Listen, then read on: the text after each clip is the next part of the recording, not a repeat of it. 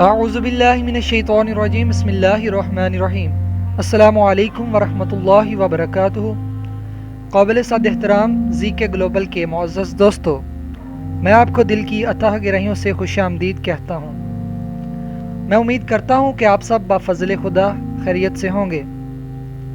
ناظرین، ماہ رمضان کی آمد ہے، آپ سب کو میری طرف سے ماہ رمضان مبارک ہو۔ دوستو، میں آج آپ کا تعارف کروانے جا رہا ہوں ایسے پھل کے بارے میں جس کے بغیر ہماری سحری اور افطاری ادھوری رہ جاتی ہے، اور یہ پھل ہمارے پیارے نبی حضرت محمد مصطفیٰ صلی اللہ علیہ وآلہ وسلم کا پسندیدہ پھل ہے۔ جی ہاں دوستو، میں آج آپ کو کھجور کا تعارف، اس کے خواص و علاج کے بارے میں بتاؤں گا، جو آج سے پہلے شاید ہی آپ سب کو پتہ ہوں گے۔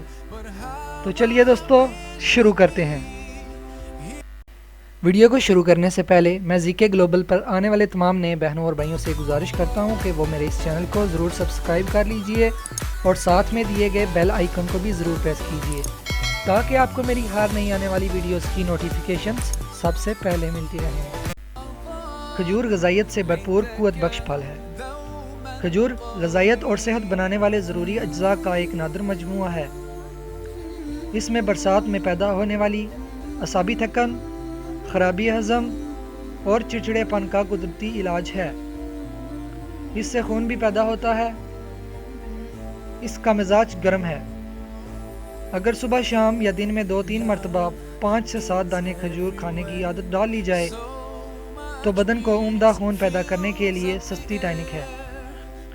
دائمی قبض اور گیس والے مریضوں کو صبح ناشتے کے طور پر 3 سے 11 دانے تک کھجور کھا کر پانی، دودھ یا چائے پینے سے ان بیماریوں سے نجات ملے گی۔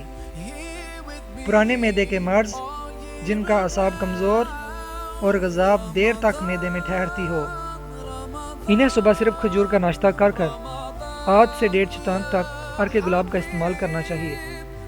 اس سے تبخیر دور، قبض رفع اور ہاضمہ درست ہوتا ہے۔ ایسے افراد جو اپنے دبلے پن سے عاجز ہوں، وہ 5 سے 15 دن تک کھجور اور دودھ کا ناشتہ کریں۔ انشاءاللہ بفضل خدا صحت میں بہتری آئے گی۔ اس کی گٹھلی بھی آنتوں کو طاقت دیتی ہے اور اس سے معدے کی گرمی دور ہوتی ہے۔ 1 سے 3 عدد گٹھلی پانی یا سونف کے عرق میں گھس کر چاٹنے سے بد ہضمی کا افاقہ ہوتا ہے۔ جلی ہوئی گٹھلی کو زخم پر چھڑکنے سے خون نکلنا بند ہو جاتا ہے۔